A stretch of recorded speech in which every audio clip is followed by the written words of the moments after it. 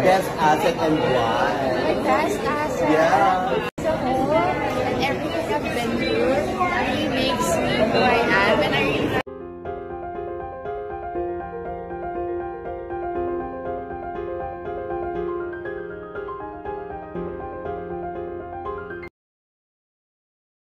Tunay na kahanga-hanga si Miss Universe Philippines Ottisa Manalo sa ginanap na sponsors event sa Bangkok, Thailand. Isa na namang patunay ng kanyang timeless beauty at eleganteng karisma ang kanyang paglabas sa event. Sa pagkakataong ito, muli siyang nagsuot ng puti, ngunit mula sa ibang designer, na nagbigay ng panibagong interpretasyon ng kanyang paboritong kulay. Bagamat simple ang kulay, litaw na litaw ang ganda ni Ottisa. Sa kanyang paglakad at pakikisalamuha sa mga sponsor, kapansin-pansin ang kumpiyansa at grace na natural na bumabalot sa kanya. Walang duda, sanay si Ottisa na umangat sa gitna ng mga magagandang kandidata mula sa iba't ibang bansa. Ibinahagi rin ni Ottisa sa social media ang ilang impormasyon tungkol sa kanyang outfit, kung saan ipinakita niya ang kanyang appreciation sa designer na gumawa ng kanyang napakagandang gown.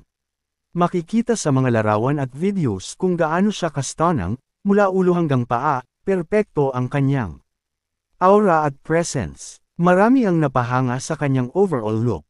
Ang kanyang puting gown ay tila simbolo ng kanyang kadalisayan, habang ang kanyang confidence at charm ay patunay ng kanyang kahandaan para sa mas malaking laban.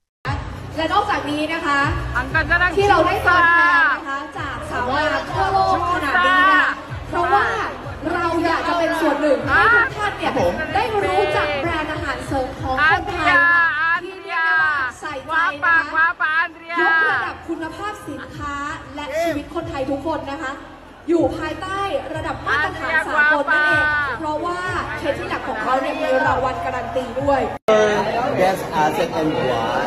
My best asset. Yeah. Why are you even a question?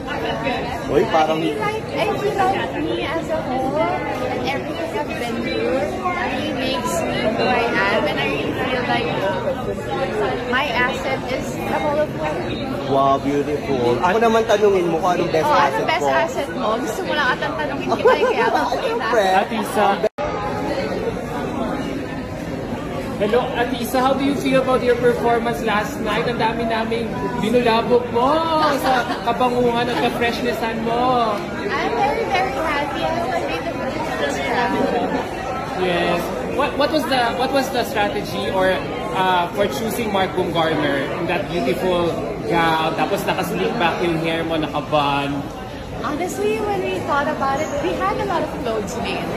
And then, after we saw all of it, we just picked which ones we think would fit best in each event. And it just so happened that that event, we picked the Mark Bumgarner one. And we thought that in the sea of like glitters and colors, it would be nice to like be different and showcase who I am in that way.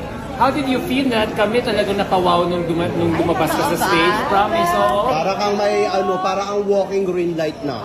Thank you so much. Sino yung designer mo pala?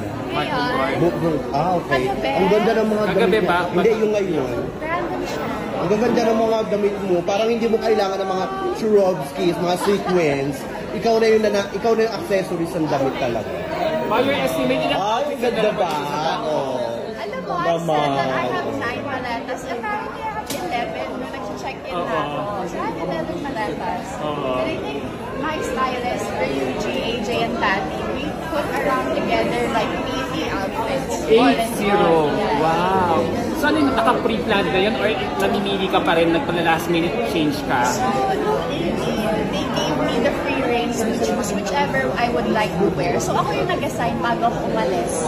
I assigned which clothes I want to wear in certain events that I would feel most comfortable in. That's very nice. So, alam mo, gusto ko talaga yung aura mo talaga yun. You're not, if you're feeling any pressure, you're not showing it. Parang ano ka lang, you're posting it from day to day. Is that how, am I reading it right?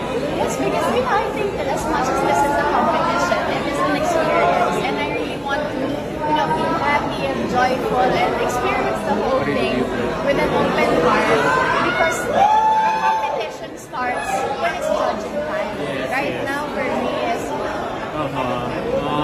Sa natutuwa ako sa'yo kasi nakita ko yung mga pa-smiles mo kagabi. I don't know. Ang ano lang yun. Oo, kasi tinatanong nila sa akin kung ano daw yung kulang kay Ate. Sabi ko wala namang kulang sa kanya, pero sana hindi niya baguhin yung authenticity niya.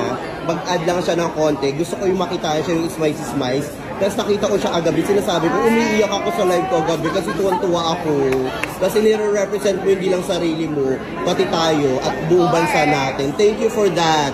Thank you. Tulad nga na sinabi ko, yung ganyan gown mo, hindi mo kailangan ng mga sequins, rhinestones, or whatsoever. Ikaw yung accessories ng damit.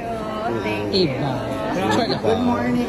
Mic drop. Nag-makeup sa'yo na. Ngayon? Ikaw lang, o ayan na, ang ganda-ganda. Pati yung kagabi ba? Oo, di ba? Hindi, actually alam na namin, sinabi ni Uyel. Gusto ko lang marinig nila. I'm trying my best. You're always doing your best. And thank you for that.